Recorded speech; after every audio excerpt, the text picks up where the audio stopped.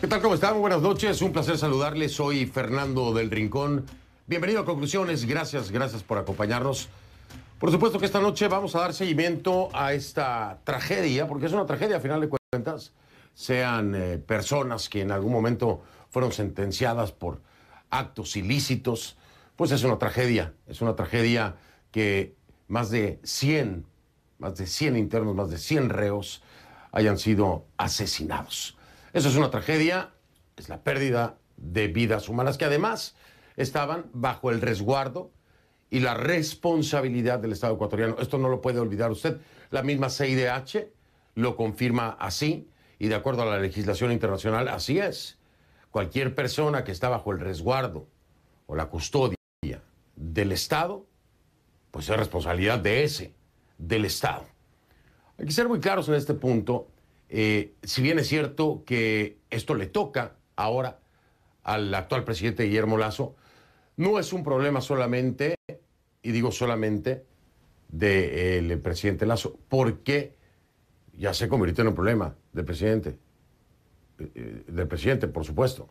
Ya se convirtió en un perdón, alguien me habló por ahí, no sé qué me estaban diciendo. Pero bueno, esto ya se convirtió en un problema del actual presidente. Eso es un hecho, ¿no? Pero viene de muchos gobiernos anteriores. Esa es una realidad.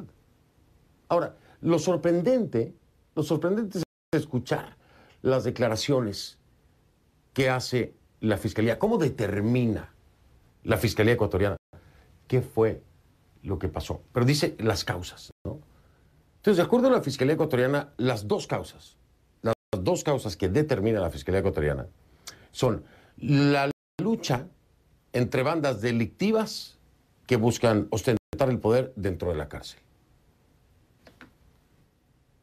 Se parece al muchacho de TikTok, ¿no? Que hace... Porque es obvio. De verdad nos están diciendo que hay lucha en todos los países. Dentro de las prisiones hay luchas de control, de poder internos. Y lo determinan como causa. Espéreme, no termino ahí. ¿Cuál es la segunda causa? La intención de parte de las autoridades de trasladar a los cabecillas de organizaciones delictivas a otros centros penitenciarios del país. Esa es la otra causa. Pero esto está mal. Esto es muy grave. Estas no son causas. Señores de la Fiscalía, no son causas. Estas son motivaciones.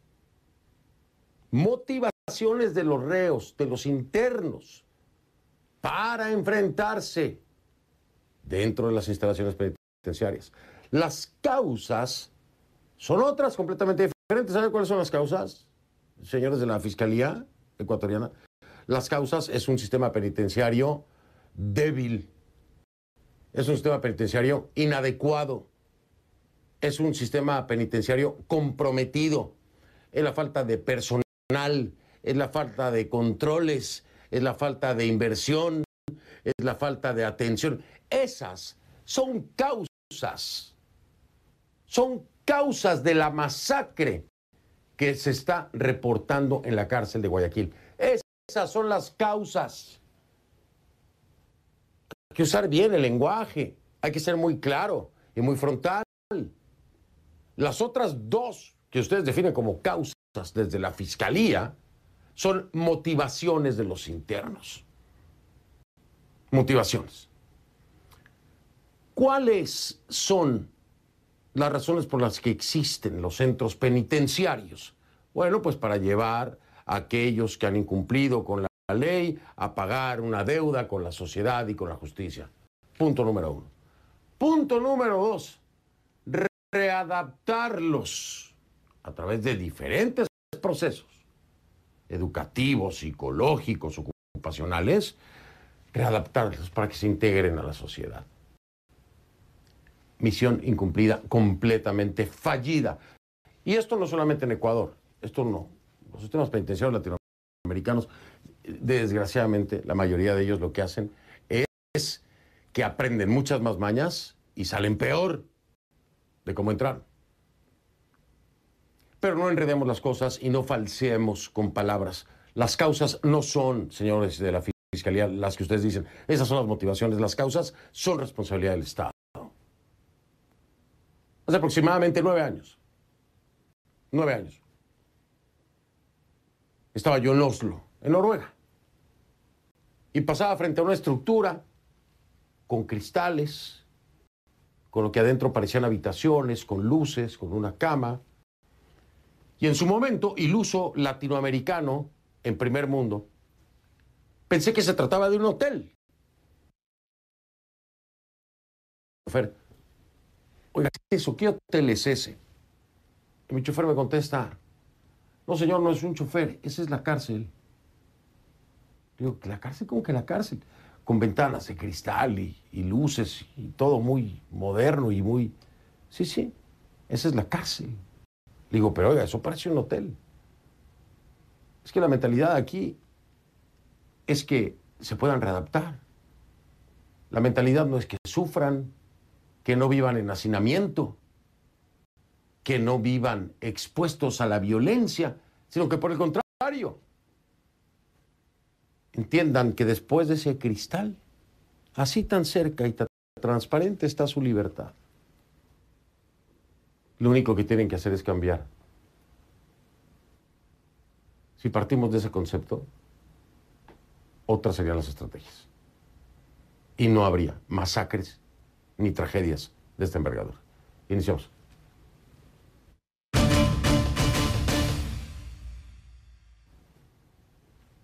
Le pido que a partir de este momento me acompañe utilizando la etiqueta numeral Conclucárceles S de Ecuador.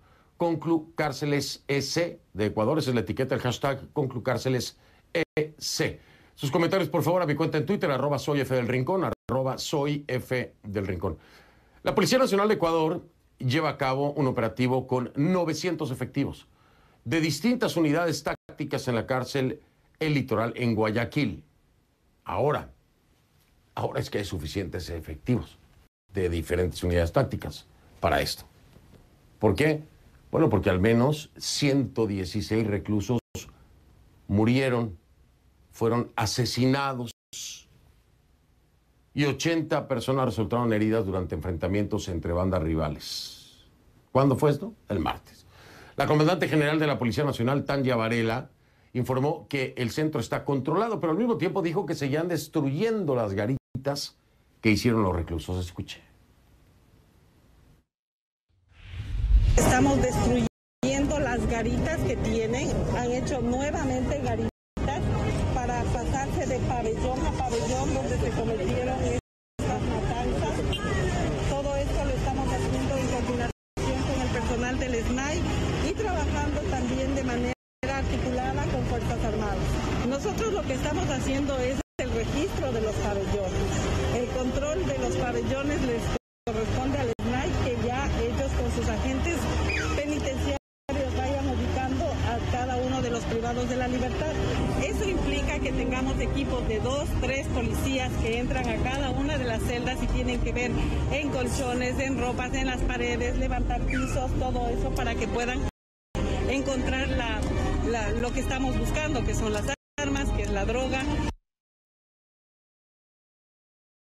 Un centro integral de atención y acompañamiento en el que se brinda atención y asesoría psicológica y legal a los familiares.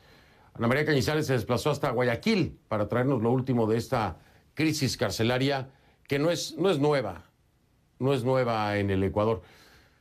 Ana María, ¿realmente es el Estado quien tiene el control y no los reclusos, como dicen las autoridades? Buenas noches.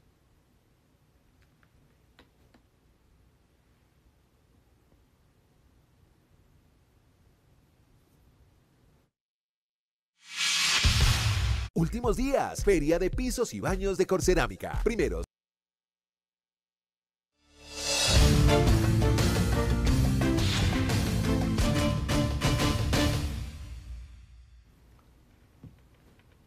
Oiga, una disculpa, ya en casa hubo problemas técnicos de comunicación, tuvimos que irnos a un corte comercial previamente para restablecer la comunicación, ya estamos de vuelta, de nueva cuenta le ofrezco una disculpa.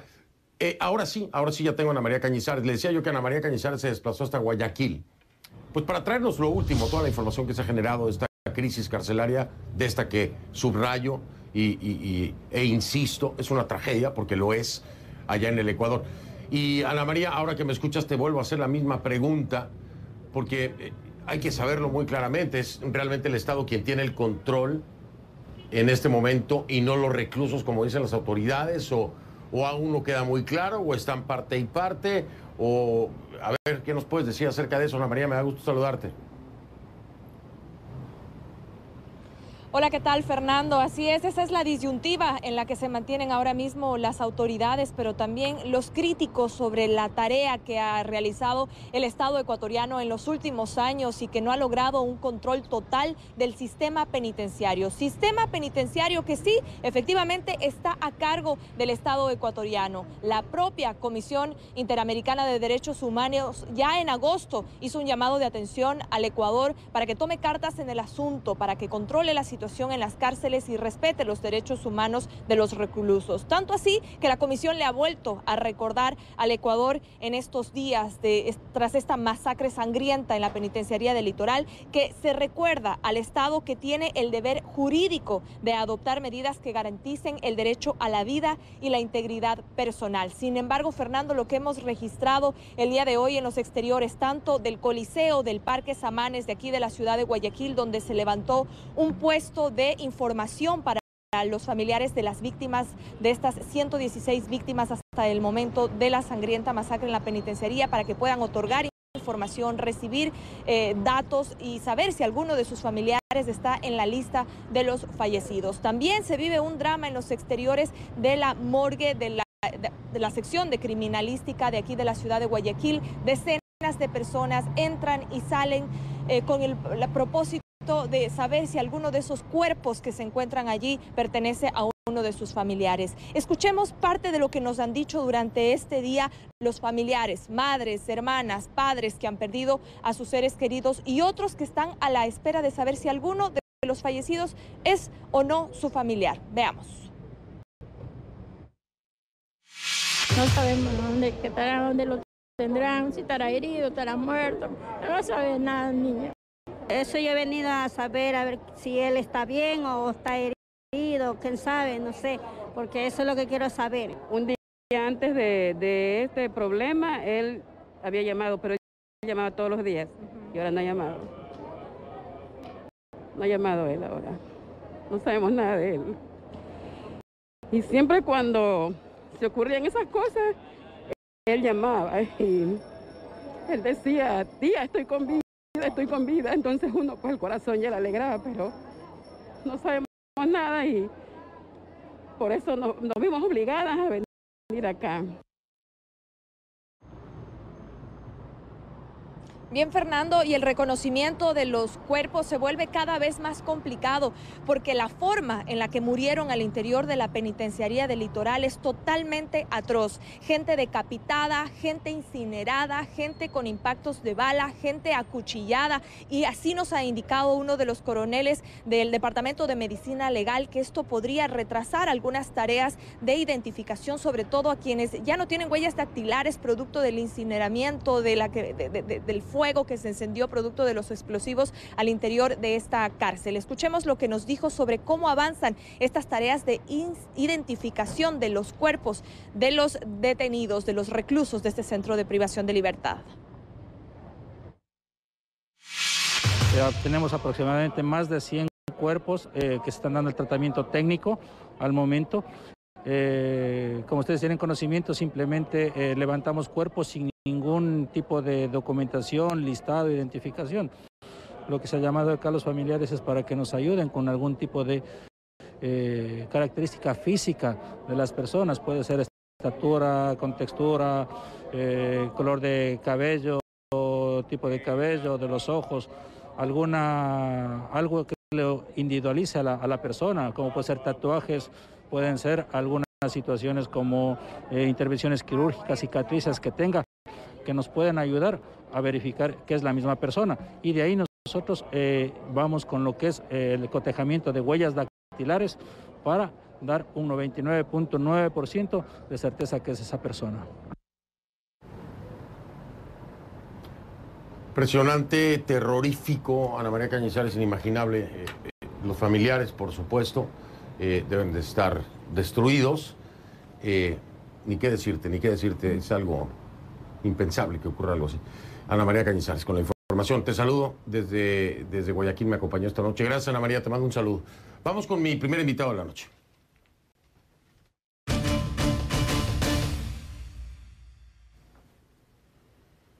Le doy la bienvenida ahora a Pedro Pablo Duarte, exgobernador del Guayas, quien me acompaña esta noche.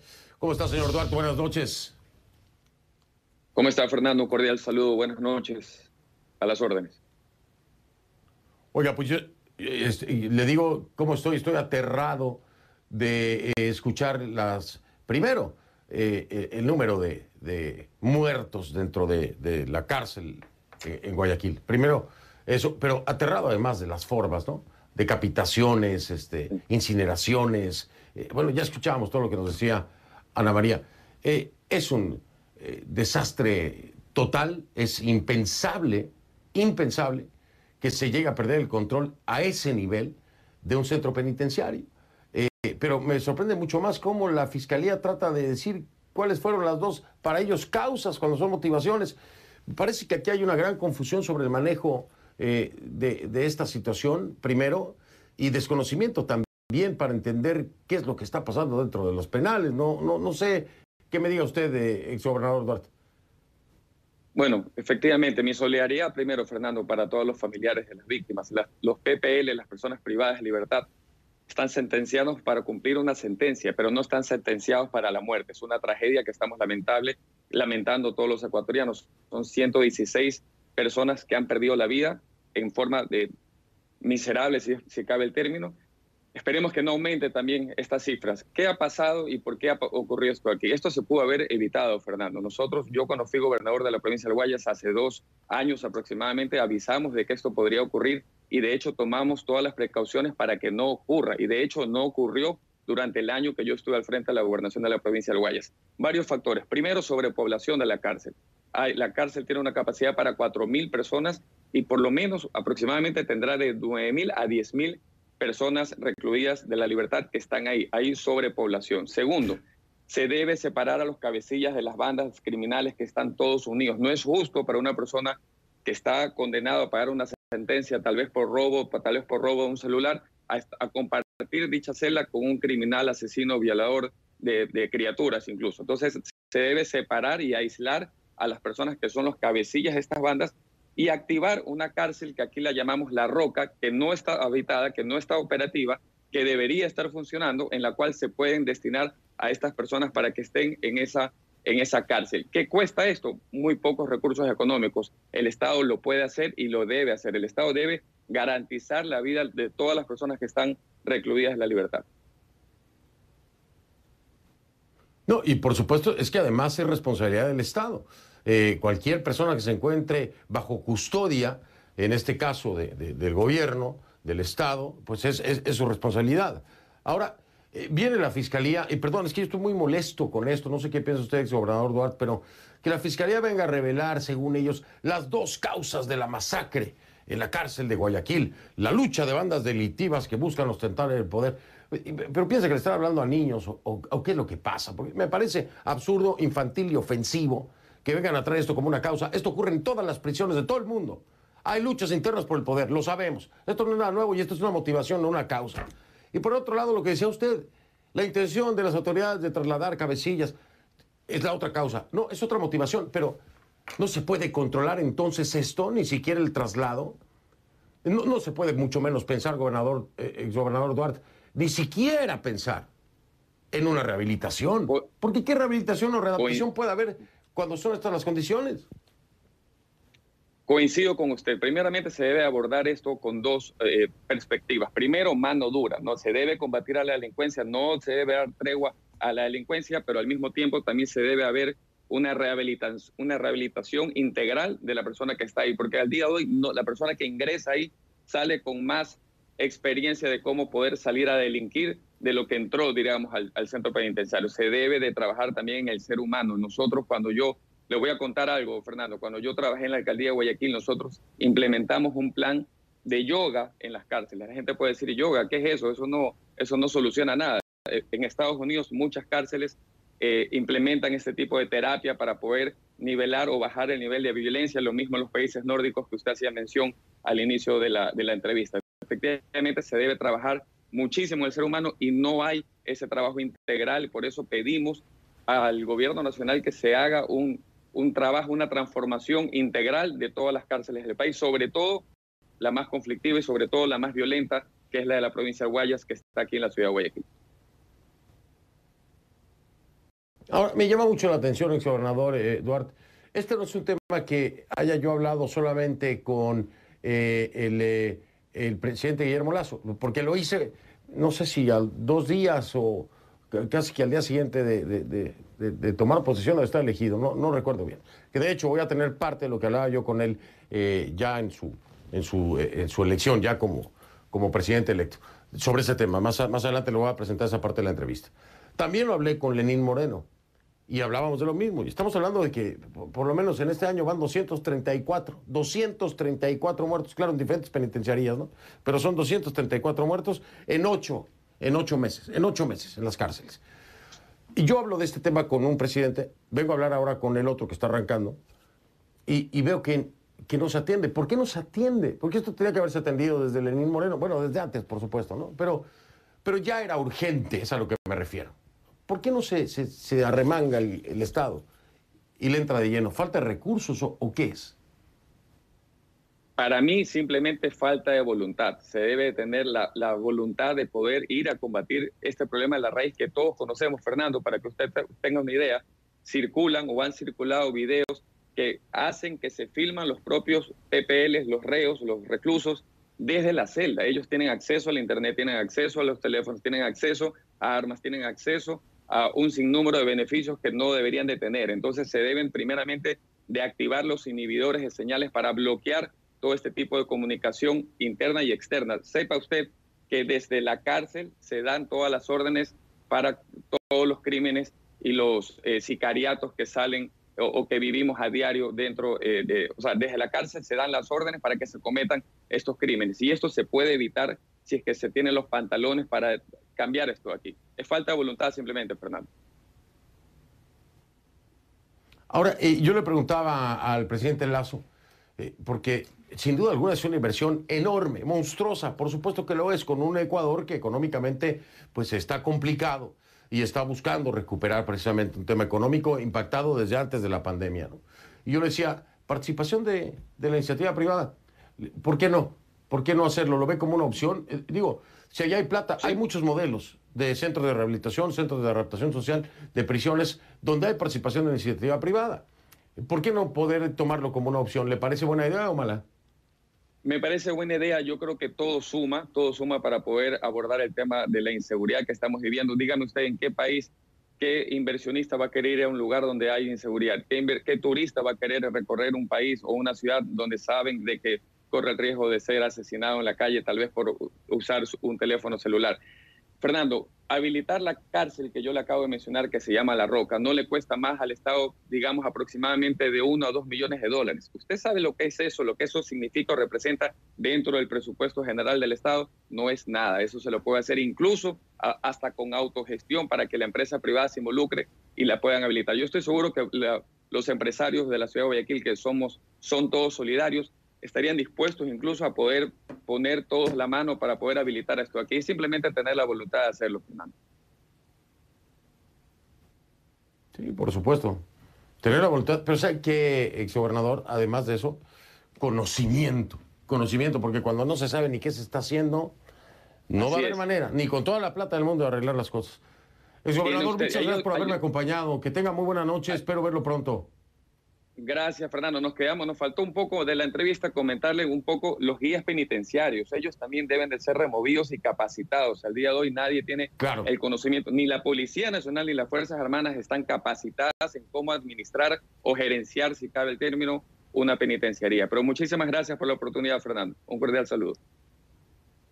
No, gracias a usted. Qué pena que se nos acortó un poco el tiempo con este problema que tuvimos de comunicación. Ese es un tema muy importante, por supuesto. También, ¿no? El número de elementos que se están asignando precisamente para tener control carcelario están completamente rebasados. los salarios, exponiendo sus vidas, en fin, hay tanto y tanto y la que hablar. corrupción, Fernando. Le mando saludos y abrazos. Gracias, exgobernador Duarte. Gracias, Fernando. Un abrazo. Perdón, gracias a usted. No es que lo quiera cortar, le digo, se me fue el tiempo ahí con este problema que tuvimos al inicio.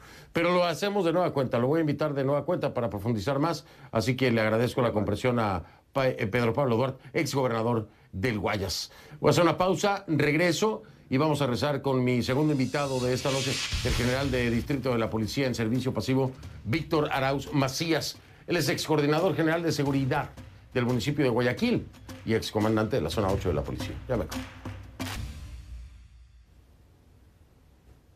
Le doy ahora la bienvenida al general de distrito de la Policía en Servicio Pasivo, Víctor Arauz Macías, excoordinador general de seguridad del municipio de Guayaquil y excomandante de la zona 8 de la Policía Nacional.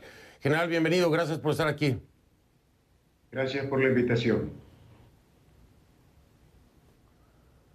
Pues desde su perspectiva, y ya lo estábamos hablando con mi invitado anterior, desde su perspectiva, por supuesto que el tema puede tener vinculación con narcotráfico internacional, como lo he estado leyendo en casi todos los informes que hay al respecto.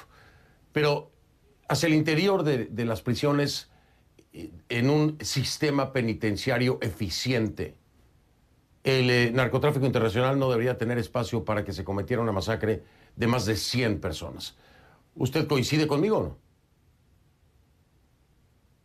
Perdón, ¿me repite? No le escuché lo último.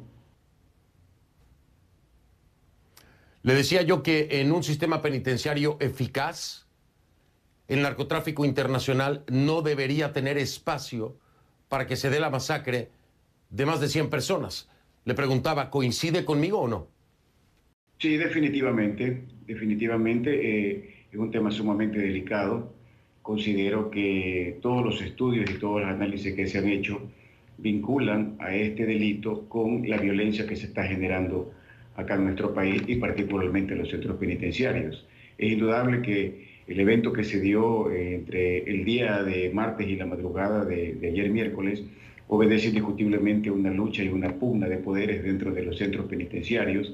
El estudio y el análisis ya se lo ha hecho, ya se conoce cuáles son las organizaciones delictivas que se encuentran dentro de esta pugna, como le digo, de poderes, y que de alguna manera toca hacer un análisis profundo para que haya una reestructuración integral del sistema penitenciario y que permita de aquí en adelante promover una verdadera rehabilitación social de las personas privadas de libertad que se encuentran acá en el Ecuador. Si en sus manos estuviera el primer punto de acción, ¿en qué se enfocaría para iniciar el proceso de cambio? Bueno, hay situaciones inmediatas que tocaría hacer, ¿no? Como le digo, se conoce perfectamente cuáles son las organizaciones delictivas, cuáles son sus líderes. Inmediatamente se necesita una reubicación. La penitenciaría electoral tiene 12 pabellones y se conoce claramente cuáles son las personas que lideran. En la regional, en el centro regional número 8, existen también pabellones en donde lamentablemente existe una mezcla indiscriminada, llamémoslo así, de todas las personas privadas de libertad, en donde no se respeta los pabellones tanto de mínima, mediana o máxima seguridad. No se puede permitir o no se debe continuar que personas privadas de libertad por delitos mayores, estoy hablando por delitos contra la vida, homicidios, asesinatos, personas por abuso sexual, por violencia sexual y narcotraficantes, estén mezcladas con personas que se encuentran privadas de libertad por delitos menores. Me estoy hablando por robo a personas, por agresiones físicas, etc. Lo primero que tocará hacer inmediatamente es una reubicación de esas personas a un área que se encuentra lamentablemente en este momento inhabilitada, denominada como La Roca. Creo que ahí podríamos poner a las personas que están debidamente identificadas como líderes de estas organizaciones para, de alguna manera, a esas personas sí someterlas a un verdadero y estricto sistema de rehabilitación. En segundo lugar, el tema de que no tengan ellos acceso a la tecnología. El día de ayer fueron publicadas en redes sociales o a través de algunos videos, en realidad la barbarie que se cometió dentro de los centros penitenciarios, la violencia con la cual se llevaron a cabo esos asesinatos, y es evidente que estas personas tienen acceso a la tecnología con telefonía celular. Indiscutiblemente que todas las órdenes o todas estas situaciones se dan. Ayer particularmente considero que desde la regional número 8 hacia el centro penitenciario se dispuso que se realicen este tipo de violencia. Entonces, esas dos situaciones inmediatas creo que ayudarían de manera importante a reducir la violencia en el centro penitenciario. Posteriormente, habría que hacer cosas ya a mediano, largo plazo, indiscutiblemente, pues como proponer, en este caso, una debida preparación por parte de los agentes penitenciarios, que exista una verdadera preparación ya como una carrera, tanto para los directores, porque el tema de la rehabilitación social es un tema integral, no es solamente una situación de una actuación inmediata, que en este caso está haciendo Policía Nacional o que pueda hacer Fuerzas Armadas, para tratar de controlar estos amotinamientos que lamentablemente han terminado en estos asesinatos. También es importante determinar una normativa legal a mediano o largo plazo que determine cuál es la potestad o hasta dónde puede llegar el procedimiento, en este caso de la Policía Nacional, cuando existe un intento de fuga o cuando existe un amotinamiento. Lamentablemente, las leyes a veces limitan la actuación, en este caso de los policías o de la agente privada de libertad, en donde si se actuara con un poco de mayor fuerza, seguramente se hubieran podido controlar las cosas. Estamos hablando, otra situación importante que se podría también entender a mediano plazo, tomar como ejemplo los modelos internacionales, cómo se están llevando a cabo la rehabilitación social en otros países. Tenemos el modelo alemán, tenemos el modelo en Estados Unidos, tenemos el modelo aquí cerca, el modelo que están llevando en Colombia, y creo que eso también sería una buena opción para tratar de reorganizar y de alguna manera redireccionar de una manera diferente el sistema de rehabilitación social y el sistema carcelario acá en el Ecuador. Muy interesantes todos los puntos, por supuesto, con toda la experiencia. Quiero darle nueva información a nuestra audiencia. Desgraciadamente hay un incremento en la cifra de muertos en esto que le digo es una masacre en la cárcel de Guayaquil. De acuerdo al Departamento de Criminalística, son ya 118.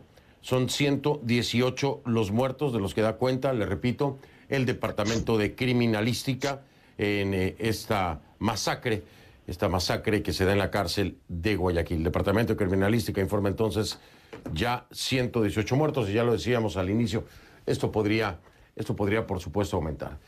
¿Qué representa, general, en términos de inversión para el Estado ecuatoriano todo lo que usted me acaba de decir? ¿Se tienen las capacidades o tendría que buscar algún apoyo que pudiera ser la iniciativa privada o no? Pero, ¿qué representa esto en realidad en términos económicos para el Estado ecuatoriano? Una inversión importante, pero que va a reducir de manera importante la violencia, tanto en el sector penitenciario como en las cárceles. Como le dije, el día de ayer está perfectamente identificado que esto inició por una pugna de poderes, pero a mí sí me preocupa que de alguna manera esto esté unido a una situación que ya todos conocemos dentro de una hoja de ruta que tiene que ver el delito de narcotráfico. Ya fallecieron o ya se asesinaron entre líderes de estas organizaciones delictivas. En este momento encontramos una violencia en las cárceles, y lo que me preocupa es que esa violencia en las cárceles vaya a afectar, en este caso, la tranquilidad en la ciudadanía, y encontremos a enfrentar una violencia incontrolable en la ciudadanía. Lo más probable es que eso suceda. Esta situación en realidad es preocupante porque seguramente va a haber una retaliación por las organizaciones delictivas en la ciudad. Como usted lo dijo, fueron 36 personas que fallecieron en los centros penitenciarios en comparación a los 247 que existe ya este año. Es un número sumamente preocupante, son 211 muertes más. Y cualquier inversión que haga el Estado, cualquier inversión que haga la empresa privada o de donde se saquen los recursos, va a ser importante, y considero que no se debe escatimar. Yo creo que la construcción de otros centros penitenciarios que reemplacen a los que ya tienen alrededor de 30, 40 años, y que sobre todo se apliquen a modelos internacionales y una verdadera rehabilitación social, va a compensar y va a justificar cualquier inversión que realice el Estado. Claro, por supuesto, modernización, y el precio que se puede pagar, o que ya se está pagando, porque desgraciadamente ya se está pagando, es mucho más alto que cualquier cifra que le quieran poner a la paz y tranquilidad de los ecuatorianos, a la responsabilidad del Estado ecuatoriano sobre aquellos que se encuentran bajo su custodia y, por supuesto, lo que trae también como consecuencia una falta de confianza para inversión, una afectación importante para el turismo. Es decir, si se toma en cuenta el impacto nuclear que este tipo de tragedias, de masacres, tienen para un país, la inversión, como usted dice, es lo de menos. No se debería escatimar. Le quiero dar las gracias, general, por haberme acompañado esta noche. Por supuesto, sé que tiene una agenda muy apretada y que nos regaló este tiempo para hablar conmigo. Que tenga buena noche, general. Muy amable. Gracias por la invitación.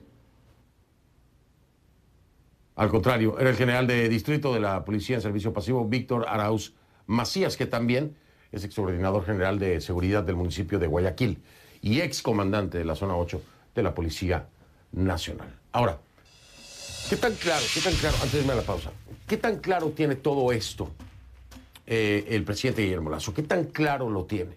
Porque fue un tema que se habló, lo hablé con el expresidente Lenín Moreno, y se dijo que se iba a actuar y se dijo que se iba a hacer. No se hizo nada. Aquí están las consecuencias. Ahora el problema ¿de quién es? Ahora es de este señor, del actual presidente, Guillermo Lasso. ¿Qué tan claro lo tiene? Ya lo hablaba con él, recién estrenado en el cargo, en julio pasado, sobre la crisis penitenciaria del Ecuador. Vamos a recordarlo, a ver si tiene las cosas tan claras como esperamos todos que las tenga. Ya regreso.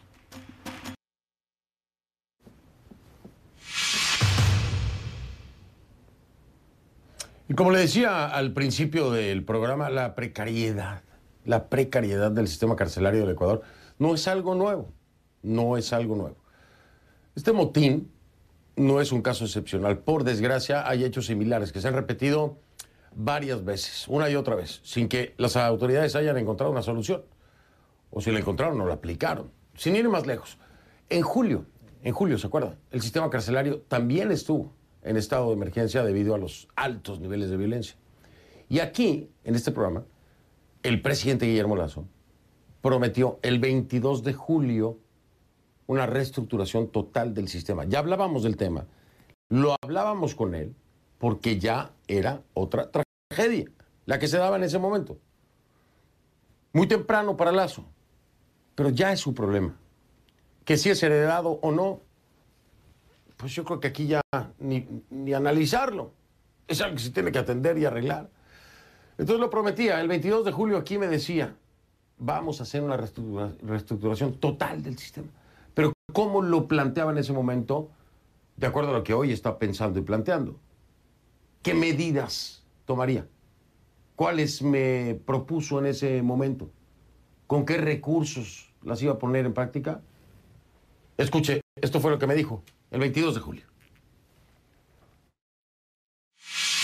¿Qué piensa hacer para, en definitiva, arreglar el sistema carcelario?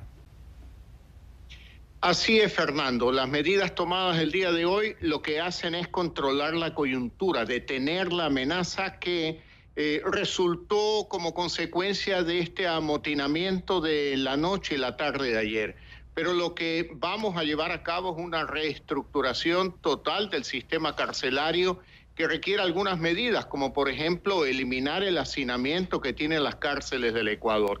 Cerca de un 30% de hacinamiento. Tenemos que tomar medidas para restablecer el control digital a través de cámaras de televisión, a través de escáneres, a través de inhibidores de la señal de teléfonos celulares. Es decir, hay que reconocer que hay una cierta precariedad en el control interno del sistema carcelario.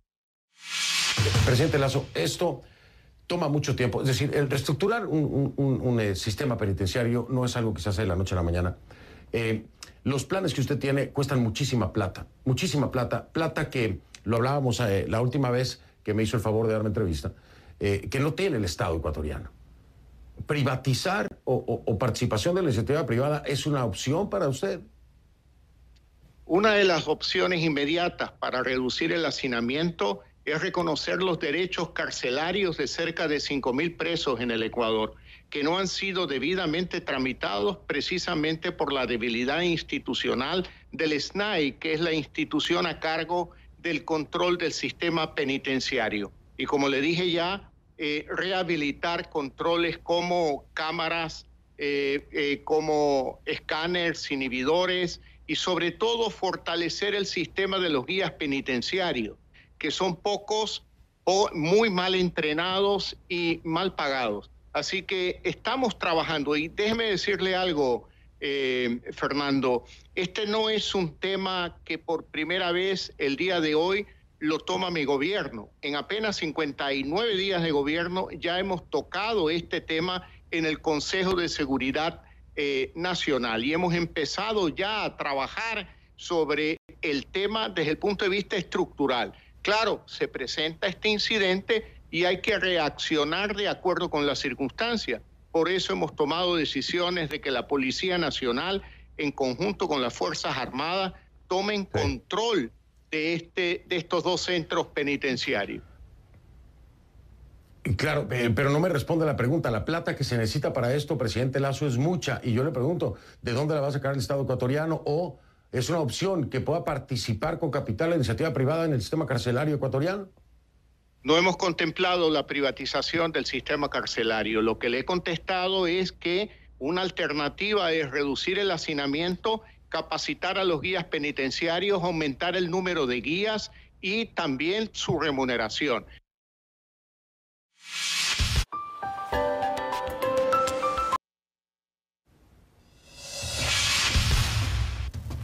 Soy Fernando del Rincón, gracias. Si no le veo en conclusiones, no lo veo. Lo veo mañana.